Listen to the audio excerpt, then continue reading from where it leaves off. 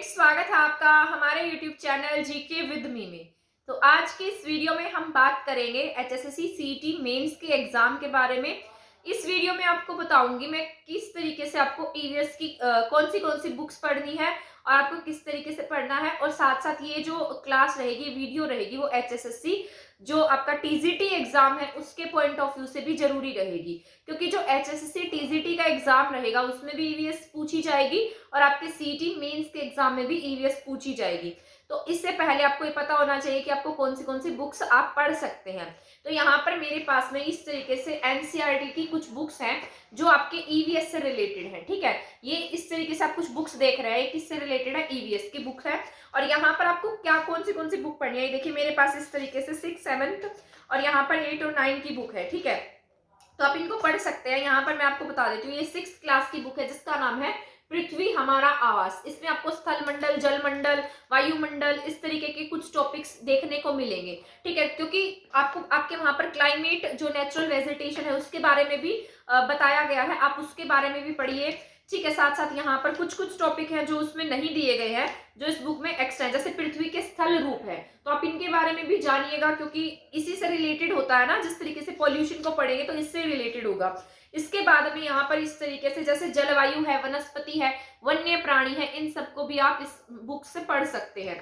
तो ये भी आपके लिए हेल्पफुल रहेगी। कुछ ही पेजेस की बुक है ये, तो बहुत ज्यादा मुश्किल भी नहीं है और बहुत ईजी है ये। ठीक है, तो आप इसको पढ़ सकते हैं। ये 60 पेजेस की बुक है।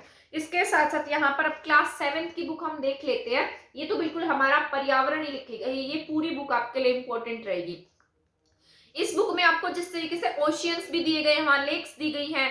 ठीक है, यहाँ पर जैसे बस्तियां, परिवहन, संचार है, यहाँ फॉरेस्ट के बारे में बताया गया, इस तरीके से जल के बारे में बताया गया है। आप जब सिलेबस चेक करेंगे तो वहां पर लिखा गया है। तो वहां से जैसे देखिए ग्लोबल वार्मिंग है, तो यहाँ मैंने पूरा ग्लोबल वार्मिंग का टॉपिक किया हुआ है क्योंकि वो इसी से रिलेटेड है। यहाँ पर देखिए, यहाँ ग्लोबल वार्मिंग वगैरह के बारे में बताया गया है, प्रेशर के बारे, एटमॉस्फेरिक प्रेशर के बारे में बताया गया है, वायुमंडल की संरचनाओं के बारे में बताया गया है।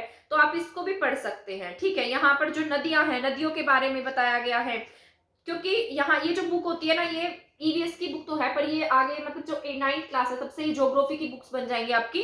ठीक है, तो यहाँ हमारी पृथ्वी वगैरह ये सबको आप पढ़ सकते हैं। मैं एक बात सजेस्ट करूंगी, ईवीएस के साथ साथ आप ज्योग्राफी की बुक पढ़ेंगे तो भी आपको बेनिफिट मिलेगा, क्योंकि जो ज्योग्राफी के कुछ चैप्टर्स है ना वो ईवीएस में इंक्लूड किए गए हैं। तो आप वहां से ज्योग्राफी के चैप्टर्स जो 9th 10th क्लास की है उसको पढ़ सकते हैं। तो ये आपकी 7th क्लास की बुक है, बहुत इंपॉर्टेंट बुक है ये आपकी 7th क्लास वाली बुक, मोस्ट इंपॉर्टेंट है।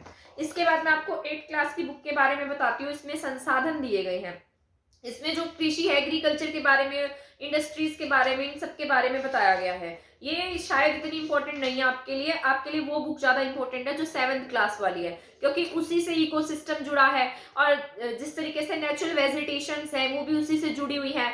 तो वो वाली बुक आपको पढ़नी ज्यादा जरूरी है। इसमें सोइल्स वगैरह के बारे में बताया गया, कुछ 1-2 टॉपिक्स होंगे जो आप इसमें से पढ़ सकते हैं। इसके साथ साथ ये 9th क्लास की बुक है जो ज्योग्राफी की बुक है आपकी, इसको भी आप पढ़ सकते हैं, क्योंकि आपकी ज्योग्राफी की बुक से भी बहुत सारे चैप्टर्स जो हैं उसमें इंक्लूड किए गए हैं। जैसे ये देखिए जलवायु का चैप्टर है।